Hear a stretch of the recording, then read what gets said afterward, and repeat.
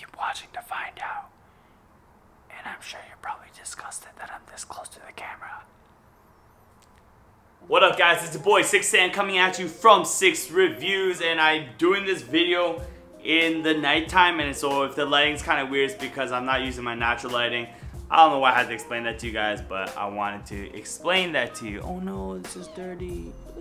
Already, I know when you guys are going to be reading this title, there's going to be a lot of racist comments in the comment section below. There's just going to be a lot, and people are going to hate, and people are going to be like, well, Sam, you can't differentiate Asians, or like, you know, you can't put people in a box, or you can't say those things because it's mean, or anyways, I don't really care that much because I think a lot of times people are just really overly sensitive about certain things right now. And this isn't meant to be hating on anyone, this is just my observations, and it's not even meant to hate, it's really just fun observations that I'm making, and none of them are really kind of negative. I don't think so in my head, but maybe that's just me. I made a video previously on how to tell Asians apart, and it is over 200,000 views. It's like over 250,000, I don't know. It's just a crazy video, and that's my one video that I guess kind of went semi-viral.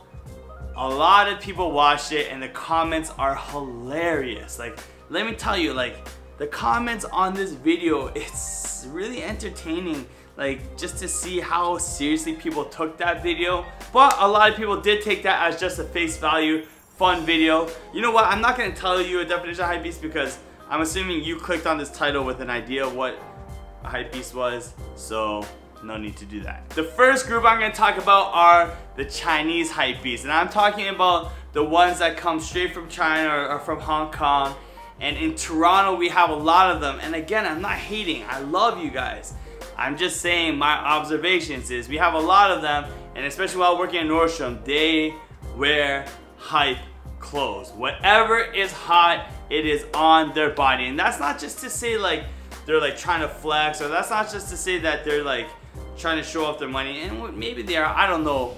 But what I've noticed is that they're always wearing the hypest stuff, whether it be Off-White, whether it be Vietnamese, whether it be Gucci, whether it be Balenciaga. They have everything that's hype on. And I know when the Louis Vuitton and Supreme stuff keeps on getting more further down the road, you're gonna see a lot of these Chinese people in Toronto rocking that stuff. The second country I'm gonna talk about, and these hypebeasts are probably like the most true to the heart, like the cultural hypebeasts, what I would say, are my Filipino brothers and sisters. Gosh, I love the Philippines. Salamat.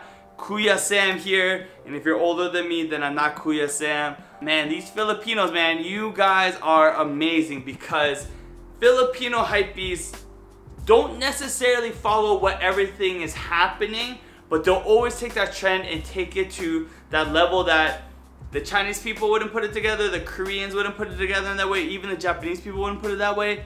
They take that urban culture and they make it their own. And so Filipinos have a big spot in my heart. In Toronto, you'll see a lot of them, like, you know, you wear the thrasher, you got the headbands on, you got those round glasses on. They're always on point, and they're always in with the trend. They always have the ripped jeans and the ultra boots. And when I'm saying they're always, I'm not saying always, like, again, generalization. Anyways, I'm so sensitive because I'm just scared of all the comments of what's gonna be typed down and below as I'm even making this video. And the Filipinos always have their hair on point, even though my hair is not on point right now, but they always got a fresh fade going on, and they have everything put together. Now, it's not necessarily everything name brand, but I will say Yeezy or not even just Yeezy, I'll say hip hop music plays a big role in the way that Filipinos dress in this hypebeast culture. Whether right now in Toronto it's OVO, you'll see a lot of my Filipino brothers and sisters rocking some OVO, and of course Yeezy has a huge trend.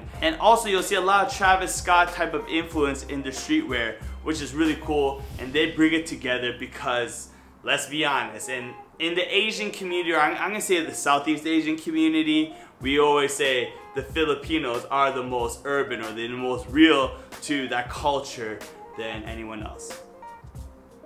So the third country I'm going to be talking about are my Vietnamese brothers and sisters, and I love my Vietnamese brothers and sisters. Actually, like, literally they're brothers and sisters, because a good set and a good group of my friends are from Vietnam and they're Vietnamese. Oh, obviously you connect those two. Anyways, they're very interesting in the sense that the women are very well put together. The women know exactly what's hot or what's good in the game with clothing, but they're not hype beasts in the sense they're like, I call them like high class beasts. Like they're another level, and they really set certain trends and they follow that. But it's weird because the guys, from what I know in my experience, they don't really go with the trend. They just like simple and comfort. So they're not really hype beasts at all. They don't care at all. They just have jeans, chucks, t-shirt, whatever's good for them, and they don't really care. But with that said, certain things that they do care about are like, you know, they just have their accessories that are dope.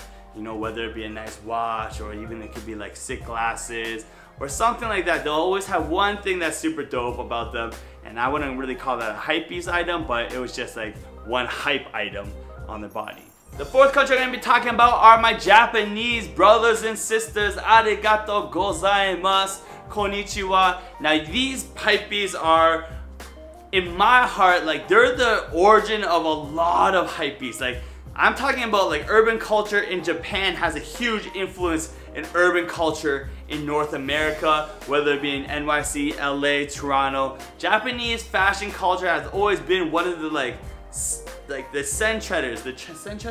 trendsetters. There we go. I always do that stuff backwards. Anyways, they're the trendsetters of Asia, and not even just the Asia, of the world. Japanese hypebeasts create this style that are just amazing. Now for me in Toronto, it's very rare for me to run into them. However, their style is very just unique. I think I'll put that as a word to describe Japanese hype culture. It's very unique, and they'll make something seem so normal, but it'll make you want it, and it's just their culture and the way they do things.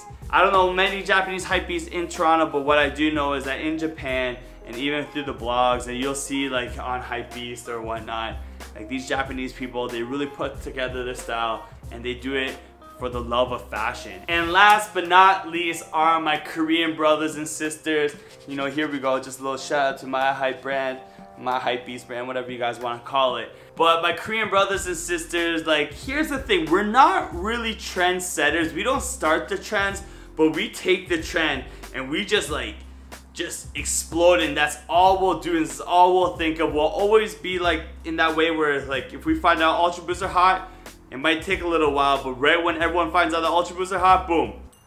Everybody in Korea wants Ultra Boost. But the one thing about Korean people and the Korean culture in most cases, and this was kind of surprising to me because I thought in Nordstrom I'd be running into a lot of Koreans. There's not a lot of Koreans buying that expensive type of clothing, but what there is there are a lot of Koreans that like make their own clothing line because they don't want to spend those big bucks on it, but create a similar image to what those big bucks or what those big brands are doing. Now, of course, we'll always have a staple piece and we'll always try to work things out. Like, you will rarely see like Koreans wearing like no brand name shoes. But then when it comes to t-shirt and jeans, there's so many online cheap shopping, like online shopping in Korea that have good quality, but also the up-to-date trends. So Korean hypebeast culture is just very different. We're very hype in the sense that we follow the trends and we'll go deep into it, but we won't spend the money on the trends. And we're kind of, I wouldn't say cheap in that way, frugal, or like strategic in the sense that we know that a white t-shirt from Balenciaga is the same thing as a white t-shirt from H&M. And so why spend that much money on a Balenciaga shirt than an H&M? Thanks for watching this video. I know a lot of people are going to be hating on it and be like, how come you're saying it's like what Asians hypebeast, like what about Indian, or what about people in Bangladesh, or blah blah blah. Okay, Southeast Asian, but if you're gonna hate, you're gonna hate. There's gonna be a lot of hate in this video, but this is just something that I want to talk about for fun, so please take it that way. It's just a fun video that I wanted to make. But sound off in the comment section below your thoughts on different Asians and different cultures and their and the way they think things are hype, or the streetwear that's going on, or even just fashion trends and directions that they're going to.